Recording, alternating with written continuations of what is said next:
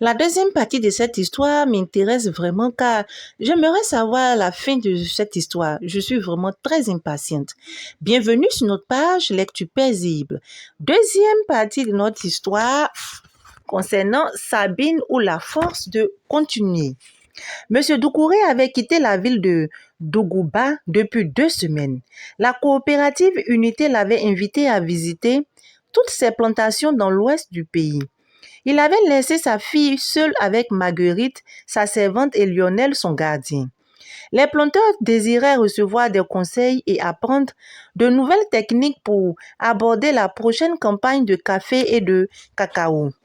Depuis qu'il travaillait pour son propre compte, M. Doucouré était régulièrement absent de la maison. Mais c'était la première fois qu'il s'absentait aussi longtemps. Comme d'habitude, il avait pris des dispositions et laissé des consignes pour que sa fille ne manque de rien. Grandir sans l'affection d'une mère n'est pas chose facile. Malgré tout, Sabine avait pu remonter la pente. Ce qu'il adorait surtout chez sa fille, c'était son franc-parler et sa force de caractère qui lui permettaient de se sortir toute seule des situations difficiles. Elle gérait la maison en son absence, répartissait les différentes tâches entre les domestiques et ses résultats scolaires étaient impeccables. Elle militait également dans plusieurs organisations extrascolaires de son école, club de littérature d'anglais et de mathématiques. Elle ira loin cette petite, pensait-il. Il se rappela alors qu'il ne l'avait pas appelée depuis hier, lui-même étant hors du réseau téléphonique ce matin. Il était un peu soulagé car sa mission prenait fin aujourd'hui même. Lorsqu'il prendrait la route pour Dougouba, il l'appellerait. Pour l'heure, il avait à régler les derniers détails de sa mission. Dans la cour du lycée, non loin du bâtiment H, les élèves étaient toujours là. Certains affirmaient vouloir voir la fin du film. Le proviseur, dès son arrivée, avait pris soin de renvoyer les élèves dans leur classe. Après avoir vainement tenté de parler à Sabine qu'il connaissait très bien, car faisant partie des bons élèves de son établissement, il avait demandé au professeur de regagner les classes afin de reprendre les cours. Yvette était ressortie du bâtiment. Elle se tenait à l'écart des groupes d'élèves. Elle aussi voulait comprendre ce qui se passait. Elle était la voisine et la meilleure amie de Sabine depuis la classe de 6e. Sabine et elle étaient depuis toujours comme des sœurs. Elle voulait aussi comprendre car elle était absente lorsque tout avait commencé. Elle était allée acheter des biscuits pour elle et du jus de fruits pour Sabine. Elle avait été fort étonnée de voir des élèves courant dans tous les sens vers leur bâtiment. Quelle ne fut sa surprise lorsqu'elle apprit ce qui s'était passé. Elle prit soin d'arracher le résultat du test de Sabine des mains de Rodrigue, non sans lui dire quelques mots bien sentis. Yvette se mit à l'écart pour réfléchir. Elle avait de la peine pour son amie. Voici où l'a menée cette histoire de colonie de vacances, se dit-elle.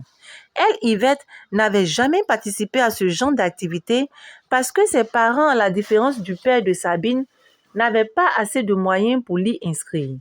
Chaque participant devait payer une somme de 270 000 francs pour l'inscription, montant qui n'était pas à la portée de son père à elle, modeste fonctionnaire. Yvette était plus que convaincue que le résultat du test de son amie Sabine était faux. Elle était sûre que l'Institut Sacré-Cœur s'était trompé dans son analyse. Monsieur Niamier, le professeur de physique, ne se trompait-il pas toujours dans ses expériences qui donnaient toujours de faux résultats? Non, non et non. Ce n'est pas possible, se disait-elle. Sabine ne peut pas être touchée par le VIH. Les deux amis se connaissaient depuis très longtemps. Elles avaient des vies très rangées. Elles s'abstenaient le plus possible de rapports sexuels. Elles avaient toutes deux chacune un seul petit ami. Et l'utilisation du préservatif était une précaution supplémentaire. Ce résultat est faux, se convainquit-elle. Elle voulut déchirer en 1000 morceaux le résultat du test de Sabine, mais elle sut se retenir. Elle avait accompagné Sabine à l'Institut Sacré-Cœur. Elle se souvint que sa camarade était de mauvaise humeur car elle ne voulait pas rencontrer le médecin qui l'avait reçu la première fois. Elle avait gardé un mauvais souvenir de leur entretien. Yvette se rappela ce que Sabine lui avait confié avant d'entrer dans l'institut. Je t'assure que je rentrerai réclamer simplement mon résultat à ce monsieur. Je ne veux pas de discussion ou de bavardage avec lui. Il m'énerve, je ne le supporte pas. Le médecin, comme elle le souhaitait, lui avait simplement tendu une enveloppe. Et Sabine était sortie sans prendre la peine de dire merci. Les deux élèves s'étaient assises dans le jardin public en face de l'Institut Sacré-Cœur. Sabine, pour plaisanter, avait sorti le résultat de son test de l'enveloppe et s'était amusée à retourner très rapidement la feuille. Elle voulait retarder le moment d'en prendre connaissance. Finalement, elle avait rangé le document dans l'enveloppe sans le lire. Puis elle avait dit à Yvette, « Tu m'avais promis ton soutien pour la campagne pour l'élection du président du club, tous contre le sida, n'est-ce pas? Tu sais bien qu'il n'y aura pas d'élection. Tu es la seule candidate et tout le monde te veut comme présidente. Tu seras plébiscitée. Vois-tu, Yvette, je voudrais particulièrement que l'année prochaine, le club mette l'accent sur l'éducation et la sensibilisation de la jeune fille. Le sida, c'est avant tout l'histoire de la femme. C'est elle la plus vulnérable, c'est encore elle la plus touchée par la pandémie du sida. La femme ou la jeune fille doit pouvoir dire non. Non aux relations sexuelles sans préservatif, non aux autres formes de comportement à risque. Dans ce cas, en plus de ton orientation, nous mettrons l'accent sur ces comportements à risque, avait alors répondu Yvette.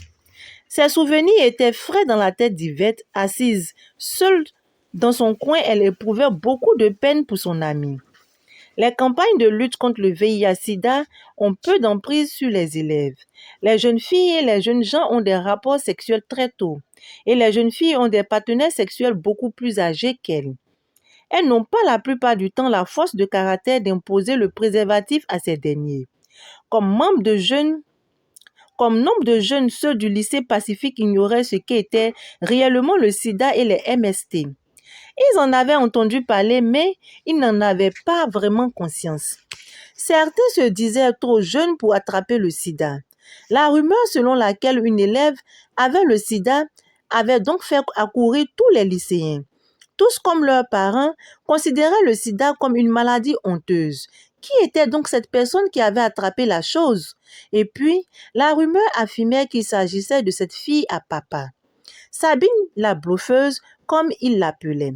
Le fait paraissait vraiment incroyable quand on connaissait l'engagement de Sabine dans le club Tous contre le sida. N'est-ce pas elle qui avait fait changer le nom Club Sida en Tous contre le sida?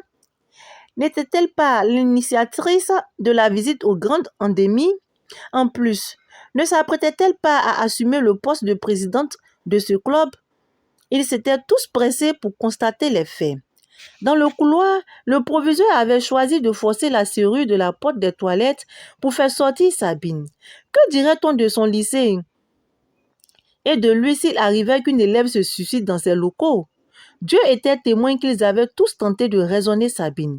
Il fit appeler le manœuvre du lycée.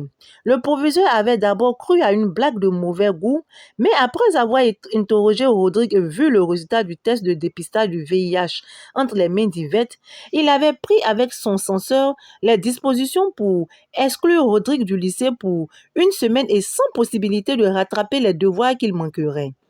Le résultat d'un test de dépistage du VIH est une affaire très personnelle qui engage la vie de celui qui le fait. Il ne comprenait vraiment pas comment quelqu'un pouvait s'amuser ainsi avec le résultat d'autrui. Il évitait de juger ou de plaindre Sabine. Il était nécessaire de soutenir moralement cet enfant avant qu'un drame n'arrive. En tant qu'adulte et en tant qu'enseignant, il savait ce qu'était que le sida. Il avait vu mourir des amis du sida, des parents et surtout des collègues enseignants. Il se souvient de Richard, un jeune homme, petit frère de l'un de ses amis à Zranville, où il était proviseur l'année dernière. Ce dernier était toujours entouré de jeunes filles. Les plaisirs de la vie étaient pour lui plus importants que la vie elle-même. Un jour, vinrent les problèmes de santé. Il passait alors plus de temps à l'hôpital qu'au travail. Il finit par perdre son travail. Les derniers tests qu'il effectua et révélaient la présence du VIH dans son sang. Une famille venait de perdre un fils et la société, elle, perdait un bras valide, une main-d'œuvre qualifiée parce que Richard était technicien supérieur d'une société de fabrication de composants informatiques. Le drame de Richard est le drame de toute l'Afrique, pensa le proviseur. Une Afrique sans moyens pour se prendre elle-même en charge, pour prendre l'éducation de sa population en charge quant à la lutte contre le sida. Cette Afrique était en fait incapable de prendre en charge ses malades du sida. Elle était toujours assistée. Les populations ne connaissent véritablement pas les médicaments contre le sida, les antirétroviraux ou ARV. Les populations sont ignorantes en matière de sida. C'est bien de créer des ONG et des ministères pour la lutte contre ce fléau, mais il ne faut pas oublier cette cible, ceux qui ne savent ni lire ni écrire. Ceux qui sont pauvres, ceux qui sont dans les villages et dans les campagnes. Ce sont eux qu'il faut éduquer et sensibiliser parce que le problème du VIH-Sida en Afrique est une question d'éducation et de sensibilisation. C'est pour toutes ces raisons qu'il avait accordé son soutien au club Tous contre le sida. Alors que le proviseur était perdu dans ses pensées, la porte des toilettes du bâtiment H s'ouvrit dans un grand bruit de crochets. Tout le monde dans le couloir fixa cette porte. Sabine apparut, l'air calme comme à son habitude. Son visage n'exprimait aucune émotion, mais on sentait qu'elle avait beaucoup pleuré. Elle referma la porte derrière elle et salua la foule. Les uns et les autres cherchaient péniblement leurs mots. Le proviseur finit par lâcher. Mademoiselle Doucouré, nous avons eu très peur pour vous. Nous avons même tenté de joindre votre père sans succès. Je souhaiterais m'entretenir avec vous dans mon bureau. Monsieur le proviseur, je voudrais avec votre permission rentrer à la maison et m'entretenir avec vous demain. J'ai vraiment besoin de repos et de calme. Dans ce cas, je vous accompagne dans ma voiture, répliqua le proviseur. Non, merci, monsieur. Je prendrai un taxi comme d'habitude. Et elle traversa le groupe de professeurs attroupés dans le couloir pour rejoindre la sortie du bâtiment. Dans la cour du lycée, les curieux la fusillèrent du regard. Elle faillit vaciller, mais réussit à marcher avec assurance et traversa la cour de l'école sans un regard pour qui que ce soit. On la dévisageait, on murmurait sur son passage. Était-ce de l'intolérance ou de la compassion? Sabine en avait qu'une, elle voulait juste rentrer chez elle. Assise à proximité du bâtiment, Yvette donnait dos à l'entrée du bâtiment H. Elle n'aperçut donc pas Sabine immédiatement. Elle s'en rendit compte seulement lorsque les élèves dans la cour se hâtèrent vers le bâtiment des classes de première. Elle se leva précipitamment pour se diriger vers sa camarade et sœur Sabine. Sabine aussi la vit venir. Les deux filles se jetaient l'une dans les bras de l'autre. Yvette éclata en sanglots. Elles se serraient l'une contre l'autre sous le regard de toute l'école qui gardait le silence comme pour compatir à la peine des deux filles. Sabine faillit pleurer de nouveau, mais elle se fit violence. Un meneur de groupe, un leader ne pleure pas devant son public, se répéta-t-elle.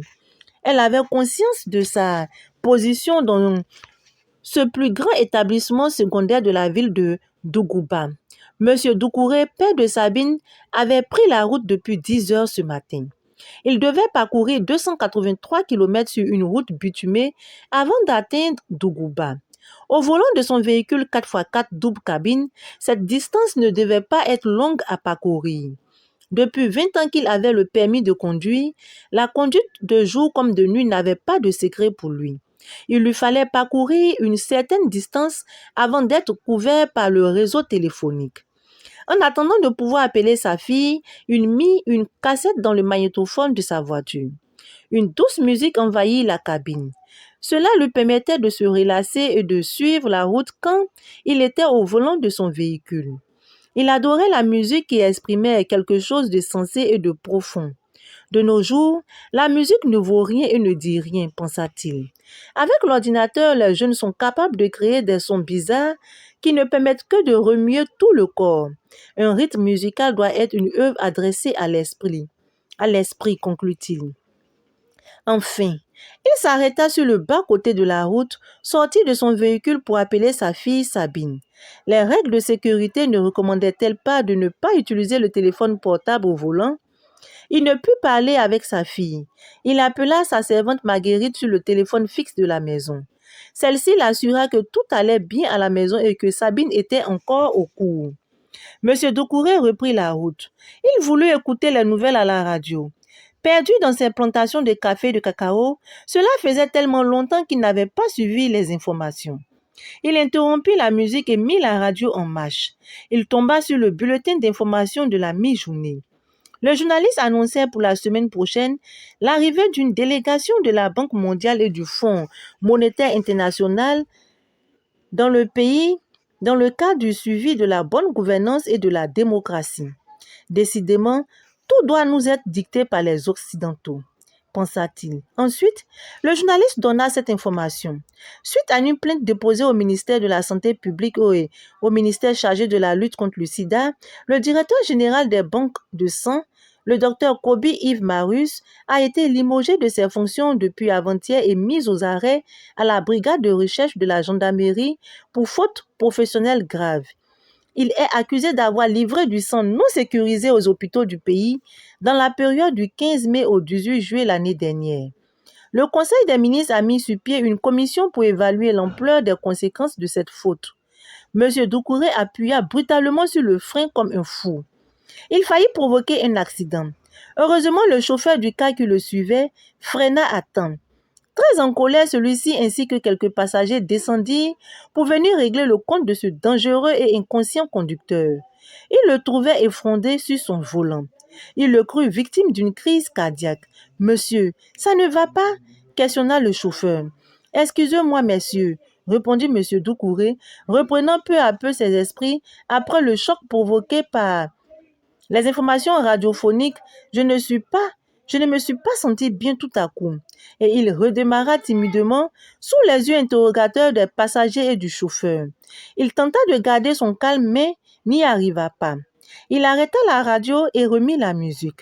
30 minutes plus tard, il retrouva son calme et revint sur un passé récent. Sa fille chérie Sabine, souffrant d'une anémie, avait subi une transfusion sanguine le 23 juin de l'année dernière. Et cette date se situe dans la période au cours de laquelle du sang non sécurisé aurait été utilisé dans les centres hospitaliers du pays. M. Doucouré n'arrivait pas à se concentrer sur la route. Il réduisit sa vitesse à 40 km/h. « J'espère qu'ils n'ont pas contaminé ma fille avec le sang non sécurisé, » se répéta-t-il machinalement. Il se rangea une fois encore sur le côté de la route pour appeler l'un de ses amis au ministère de la Santé publique.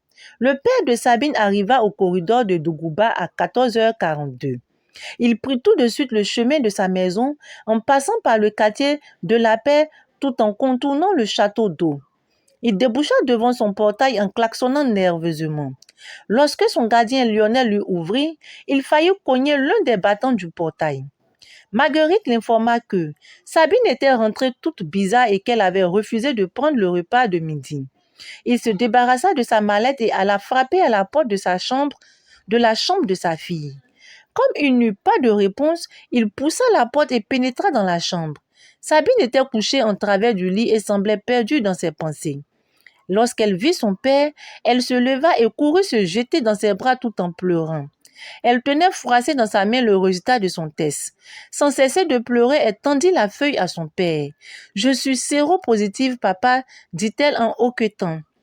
Tenant d'un bras sa fille serrée contre lui, le père déplia la feuille de l'autre main et la parcourut des yeux. Il savait que sa fille devait effectuer ce test pour son inscription à la colonie des vacances. Les informations diffusées par la radio lui revinrent à l'esprit. Les imbéciles, se dit-il tout bas. Il avait craint, il avait redouté cette conséquence. Il garda le silence tout en continuant à serrer sa fille dans ses bras. Il la laissait juste pleurer un peu avant de commencer à la réconforter. Il était bon qu'elle se libérât. Il connaissait si bien sa fille. Maintes fois, elle avait pleuré dans ses bras. Maintes fois, il avait su la consoler. Mais face à ce malheur, pourra-t-il trouver les mots, les expressions ou même les gestes justes pour l'apaiser et la réconforter? Son esprit était brouillé. Il fit asseoir Sabine sur le lit et lui essuya les larmes avec sa pochette. « Vois-tu, Sabine, il va falloir que tu sois très forte. » Il l'embrassa sur le front avant de continuer. « À l'hôpital, le 23 juin de l'année dernière, tu as été transfusée avec du sang non sécurisé, du sang sur lequel on n'a pas pratiqué de test ou d'analyse pour voir s'il n'est pas contaminé par une maladie quelconque. J'ai appris à la radio cela. Mais comme je te l'ai dit, il va falloir que tu sois très forte. Nous allons demain réaliser un deuxième test pour vérifier le résultat du premier. Elle l'informa de ce qui s'était passé au lycée, de la gêne qu'elle avait ressentie. Elle avait conscience de la gravité des choses et avait essayé de garder son sang-froid. Son père l'écoutait calmement. Il la laissait plutôt s'exprimer. Il était plus qu'important qu'elle ne se renferme pas sur elle-même. Il fallait qu'elle ait la force d'accepter le résultat du deuxième test au cas où il se révélerait lui aussi positif. Pour lui remonter le moral, il lui expliqua que Dieu a donné la vie à l'homme et lui a donné le pouvoir de se dominer lui-même. Il continua en lui disant que l'homme ne doit pas succomber sous le poids de ses peines, de ses chagrins et de ses problèmes. Puis, il la laissa se reposer. Il alla au salon et donna plusieurs coups de fil pour s'informer afin de se mettre en contact avec les organismes ou les ONG de prise en charge des personnes infectées par le VIH. Au cas où sa fille serait confirmée séropositive, il faudrait qu'il puisse réagir comme il faut. Elle aurait dans ce cas vraiment besoin de lui. M. Doucouré reçut un appel du proviseur qui voulait avoir des nouvelles de son élève et un autre de son ami au ministère de la Santé publique. Ce dernier l'informait que le ministre de la Santé pourrait démissionner très bientôt. Sabine reçut dans la soirée la visite de son amie Yvette. Les deux filles s'enfermaient dans la chambre. Yvette informa sa camarade de l'ambiance qui avait régné après son départ du lycée. Elle aussi cherchait les mots justes pour réconforter sa sœur. Crois-tu sincèrement, questionna Sabine, que l'on puisse vivre avec ce truc? Je pense que, prise en charge très tôt, une personne infectée par le VIH a toutes les chances de vivre. Je vais d'ailleurs te confier un secret. Tu connais mon cousin Victor? Il est séropositif depuis 4 ans. Il a quoi? S'écria Sabine, visiblement surprise en se redressant sur le lit. Victor qui a été ton parrain lors de ton baptême, Victor qui joue au Maracana tous les samedis, et oui Sabine, Victor débordant d'énergie et de vie, oui, je te parle de Victor, conseiller technique à la Société des caoutchoucs. Victor a le VIH dans le sang depuis plusieurs années. Il ne présente aucun symptôme. Il est conscient de son mal et il a accepté de vivre avec. Il prend constamment des médicaments pour éviter que le virus ne se multiplie dans son sang. C'est donc un porteur sain qui vit sa vie normalement. Sabine était abasourdie. Elle connaissait bien Victor, tonton Victor comme elle aimait à l'appeler. On peut donc vivre avec cette chose, pensa-t-elle. Yvette prit congé d'elle et elle se retrouva seule avec ses pensées, seule avec ce poids sur le cœur. Elle put néanmoins trouver le sommeil après avoir dîné avec son père. Le lendemain, Sabine fut soumise à un nouveau test qui se révéla lui aussi positif. Il fallait maintenant pour elle et pour son père d'apprendre à vivre avec ce virus, apprendre à vivre quand même. De retour à la maison, le père s'adressa à sa fille. Je sais ce que tu vis présentement, mais je voudrais t'assurer et te rassurer que tu n'es pas seule. Je suis avec toi. Je vais te mettre sous un traitement qui te gardera en bonne santé. Je vais t'inscrire ailleurs chez ta tante à Dougoubé où tu pourras tranquillement poursuivre tes études. Non, papa, intervint Sabine. Je ne souhaite pas fuir mon lycée, mes amis. Je voudrais continuer à y aller. Je n'ai pas à me cacher ou à avoir honte de qui que ce soit, de quoi que ce soit. D'ailleurs, la fin de l'année scolaire approche. Je vais continuer et je continuerai, papa, avait-elle débité d'un trait avec détermination. Monsieur Doucouré considéra sa fille et reconnut en elle la force de caractère de son épouse disparue. Il décida par ailleurs de porter plainte contre la Direction générale des banques de sang. Il contacta son avocat avec qui il prit rendez-vous. Yvette, de son côté, n'avait pas chômé. Pendant la semaine d'absence de son amie Sabine, que ce soit en classe, dans la cour du lycée ou même en ville, elle avait donné des réponses aux questions qu'on lui posait au sujet de Sabine. Elle avait répondu aux interrogations de tous, élèves, professeurs, éducateurs. Comme Sabine elle-même l'avait demandé, elle n'avait pas caché la vérité. La réunion hebdomadaire du vendredi du club Tous contre le sida, où il était question de préparer l'élection du président du club pour l'année scolaire prochaine, avait eu lieu en l'absence de Sabine. Sabine avait chargé sa camarade de déposer sa candidature. Avant le début des travaux, le président en exercice avait demandé à Yvette: peux-tu nous renseigner sur l'état de santé de notre camarade Sabine?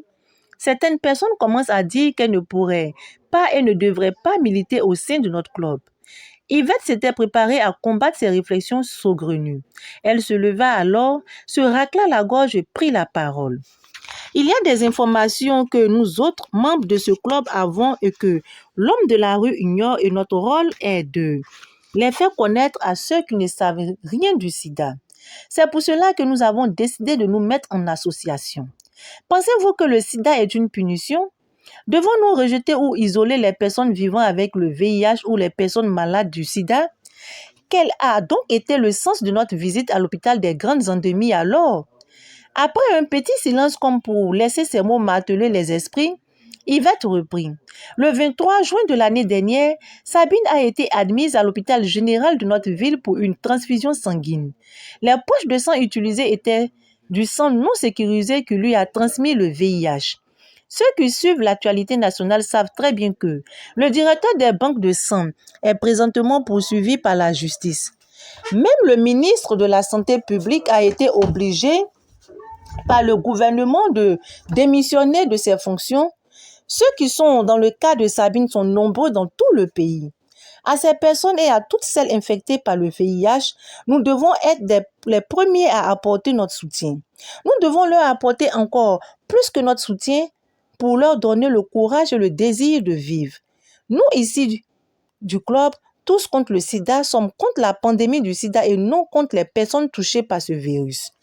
Yvette s'exprimait avec force, geste et conviction. Je vous en prie, continua-t-elle, si vous sortez de cette salle, parlez aux gens, expliquez-leur que les personnes comme Sabine sont des êtres humains comme nous et par conséquent, nous devons les traiter avec respect, leur témoigner notre solidarité. Yvette, en tant que présidente du club de littérature, savait choisir ses mots et leur donner de la force. Elle savait convaincre et vaincre par le verbe.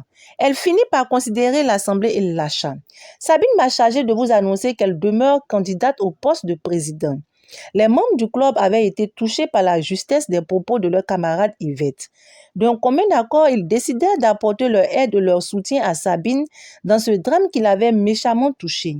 Ils décidaient à l'unanimité de porter aussi plainte contre la Direction nationale des banques de sang. Ils avaient failli à leur mission, mais Yvette avait été là pour leur rappeler leur engagement en faveur des milliers de personnes vivant avec le VIH.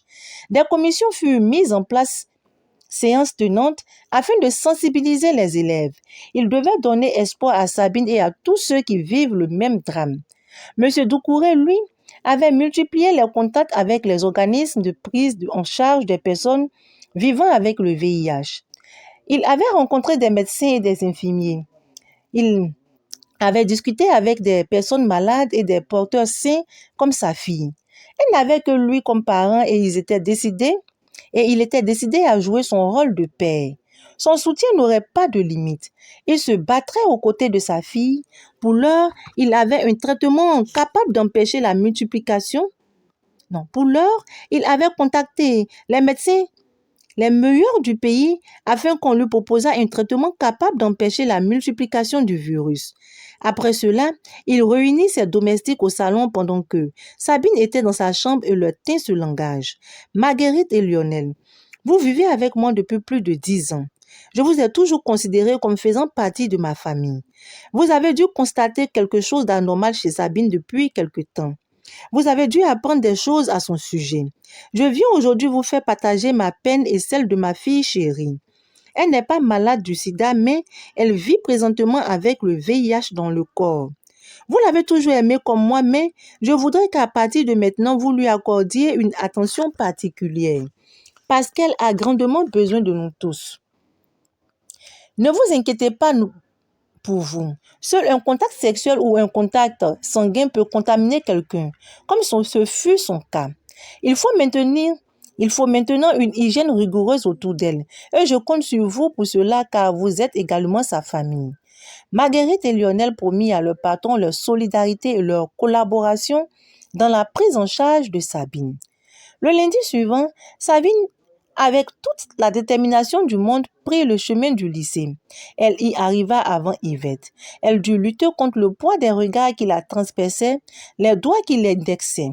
Mais elle ne changea rien à son comportement. Même les groupes d'élèves qui se taisaient sur son passage ne la firent pas reculer. Elle demeura elle-même, elle était Sabine, la fille de son père. Les cours se déroulèrent comme d'habitude, mais dans une atmosphère un peu lourde. Elle faillit parfois craquer, mais elle avait le soutien de son alter ego, Yvette, et de bien d'autres. Après 4 jours de cours, la classe commença à retrouver son atmosphère habituelle. Puis, ce fut le vendredi, jour d'élection au club Tous contre le sida. La rumeur avait affirmé que Sabine se présenterait à l'élection. Presque tout le lycée était là dans la salle des manifestations pour suivre l'événement. Bien sûr, c'était Sabine la curiosité. Elle était dans la salle mais semblait ne pas faire attention à cette foule, à ce monde. À la suite des différents travaux, le secrétaire à l'organisation annonça les candidatures. Seule au départ, Sabine se retrouva face à un autre candidat qui pensait sans doute tirer profit de la situation. Les candidats furent invités à présenter leur programme d'action pour l'année prochaine. Sabine était désignée pour parler en deuxième position. On écouta le premier candidat qui eut du mal à respecter la grand-mère. Il développa un programme plat. Visiblement, il ne maîtrisait pas son sujet. Et manifestement, le centre d'intérêt de l'Assemblée était Sabine. Qu'avait-elle à dire? Chacun voulait en savoir plus sur la tragédie dont elle était victime. On voulait l'entendre la raconter elle-même. Sabine prit enfin la parole dans un silence digne d'un cimetière. On pouvait entendre la respiration de l'Assemblée. Chers camarades, la bêtise et l'inconscience des hommes ont eu raison de ma personne, de ma santé. Aujourd'hui, je suis ce qu'on appelle un porteur sain, une personne vivant avec le VIH. Voyez-vous, on a trop souvent regardé du côté des relations sexuelles quand on parle de transmission du VIH. Nous ignorons la plupart du temps qu'il existe d'autres comportements à risque. Nous sommes tous susceptibles d'être atteints par ce terrible virus si nous manquons de vigilance et de prudence. Et je souhaiterais pour l'année prochaine attirer l'attention de tous sur ce fait. Le contact avec du sang souillé par le virus transmet le sida au même titre que des rapports sexuels non protégés. Je dois vivre avec le VIH. Je souhaite que nous nous mettions ensemble pour sensibiliser et éduquer chacun de nous afin que ce que je vis n'arrive pas à l'un d'entre vous. Le monde se mobilise depuis plusieurs années pour faire face à ce redoutable fléau qui emporte chaque jour des milliers de personnes. Notre mobilisation à nous doit commencer ici et maintenant. Maintenant et toujours, apprenons à reconnaître et à éviter des comportements qui peuvent transmettre le VIH. Ensemble, brisons la chaîne de contamination du sida. Que mon exemple serve d'avertissement pour tous. Pendant plus d'une heure, Sabine livra un message de haute portée à l'Assemblée. Elle leur présenta le résultat de son deuxième test pour faire savoir aux uns et aux autres que le sida est une réalité. Elle fut plébiscitée. Durant les jours précédant la fin de l'année scolaire, elle eut droit au respect et au soutien de ses camarades. Elle avait donné de l'espoir à cette génération soumise au ravage du sida. Elle-même était porteuse d'espoir. Ce jour-là, Sabine se coucha très tôt, mais le sommeil n'était pas au rendez-vous. Une partie d'elle-même la tourmentait. Elle n'avait rien dit à Eric si loin d'elle. Eric, son chéri, pourrait-il comprendre et accepter? Saurait-il la réconforter? Ainsi s'achève notre histoire. Waouh! Quelle histoire troublante, quelle histoire vraiment triste, quelle histoire qui vraiment sensibilise. Et oui, dans cette histoire, il y a plusieurs points qui attirent mon attention. Je vais commencer par le comportement de Rodrigue. Effectivement, à la fin de la première partie, j'avais dit que dans toutes les classes que l'on faisait lorsqu'on allait à l'école, il y avait toujours un Rodrigue dans chaque classe qui était comme ça. Et je me souviens une fois, ma maman qui avait fait presque pratiquement tout son cursus scolaire dans une école confessionnelle religieuse, une école de filles, m'avait un jour dit que elle avait, pour sa dernière classe, fréquenté dans une école mixte, c'est-à-dire une école constituée de filles et de garçons. Et elle se demandait comment nous autres, nous faisions, nous qui avons fréquenté dans les écoles mixtes composées de filles et de garçons, car les garçons étaient vraiment très turbulents. Et c'est le comportement que Rodrigue a fait. Je crois que ça pourrait encore passer si Rodrigue était en classe de 6e, mais non, en classe de première. Je me dis quand même qu'en classe de première, normalement, tout enfant, tout adolescent devait être responsable. Car ce qu'il a fait est très grave. Il ne mesure peut-être pas l'ampleur de ce qu'il a fait, mais cela aurait pu conduire au suicide de Sabine. Car j'avoue que quand je lisais la première partie, mon cœur battait comme si Sabine était ma soeur, ma fille, ma tante, ma mère, je ne sais pas. Je me disais, est-ce qu'il ne va pas mettre fin à sa vie? Mais j'ai aimé le courage de Sabine, j'ai aimé cette force qui était en elle, cette force qui a fait qu'elle a vaincu le regard des autres et elle a pu lutter, elle n'a pas donné fin à sa vie, mais elle a plutôt, c'est-à-dire qu'elle a versé des larmes qui l'ont libérée, des larmes qui l'ont rendue encore plus forte, les larmes qui ont fait sortir ses tripes, c'est-à-dire en élevé au plus profond d'elle-même, cette force qu'elle avait en elle pour retrousser ses manches et commencer à lutter contre cette maladie, cette terrible maladie.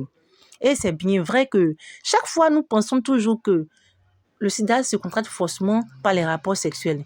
Bien évidemment, c'est cela que nous mettons en avant parce qu'on ne considère pas trop cette histoire de transfusion sanguine ou bien même des objets rouillés ou lorsqu'on même on va se faire tresser au marché. Alors que ça aussi, c'est une réalité. Et je plains vraiment Sabine. Pour nous autres qui avons aussi été transfusés, ça peut arriver à tout le monde. Cette maladie, elle n'est plus un secret de polichinelle, je dirais même. Ce n'est plus un sujet tabou, le VIH-Sida. C'est quelque chose de réel, quelque chose dont nul n'est à l'abri. Tu peux même être marié, être fidèle et ton mari peut te tromper, ne serait-ce qu'une seule fois et te contaminer avec cette maladie-là. Tu peux même aller te tresser au marché, faire un tissage et l'aiguille peut te piquer et puis, voilà, tu as la maladie. Et c'est un fléau qui existe, qui continue toujours d'exister et dont on n'a pas encore réellement trouvé des médicaments contre cela. Et c'est vraiment dur. Même quand on sensibilise, même quand on en parle, il y a encore des personnes qui rejettent les personnes qui sont condamnées par ce virus, qui l'ont dans le corps, qui se détournent d'eux, qui les chassent, qui le montrent du doigt, alors que cela ne devait pas se faire. Car d'après moi, ce qui même tue réellement, c'est le quand dira-t-on, c'est l'attitude de notre entourage. C'est ce qui même fait que rapidement, on commence à faire la maladie. Car lorsqu'on est dans un environnement où on n'est pas aimé, un environnement qui nous rejette, effectivement, on commence à déprimer et la maladie prend rapidement de l'ampleur.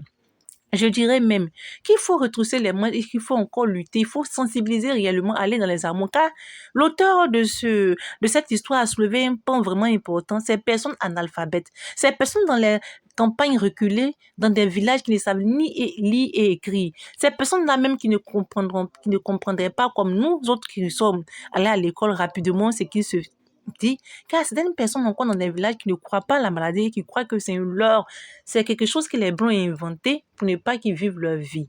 Et je pense que c'est là-bas même qu'il faut encore lutter, c'est là-bas que la sensibilisation doit se faire encore plus dure. Parce que les personnes qui sont là à l'école, qui refusent de comprendre, elles sont encore plus analphabètes que les personnes même qui ne savent pas qui ne savent ni lire ni écrire. Pour terminer, j'aimerais dire que oui, je ne veux pas tuer l'esprit de ceux qui écrivent les romans. Parce que c'est vrai que je veux lire pour amener les gens à aimer la lecture. Ce que je fais là, c'est pour amener la population à lire, c'est pour amener mes frères, mes soeurs, les gens, les enfants, les jeunes à lire, à aimer la lecture. Donc, pour cette œuvre qui est quand même récente, car c'est une œuvre de 2006, c'est vrai que pour les autres œuvres, je lisais qu'à la fin, mais il y a certaines œuvres comme ça que je ne vais pas lire jusqu'à la fin. Donc, je vous demande tous de vous procurer votre livre juste pour goûter, qui est un recueil de nouvelles qui traite des histoires pour sensibiliser contre le sida. Et ce mois-là, c'était un mois, même si le premier était la journée de la lutte contre le sida, moi je considère que ce mois-là aussi, c'est un mois qui est un mois de sensibilisation contre cette maladie, ce fléau-là, qui a vraiment fait beaucoup de victimes. Et je vous incite tous à vous procurer ce livre juste pour goûter, à lire les autres histoires qui sont d'ailleurs très belles. Quand je vois cette histoire que je viens de finir de lire, je me dis waouh! Les autres histoires doivent être vraiment, vraiment intéressantes avec des titres comme Un couteau dans le cœur et pas mal d'autres histoires qui suivent. Sur ce, je vous souhaite une très bonne lecture, une très belle écoute et bye avec une autre œuvre que nous allons lire dès lundi et je vous fais plein de bisous.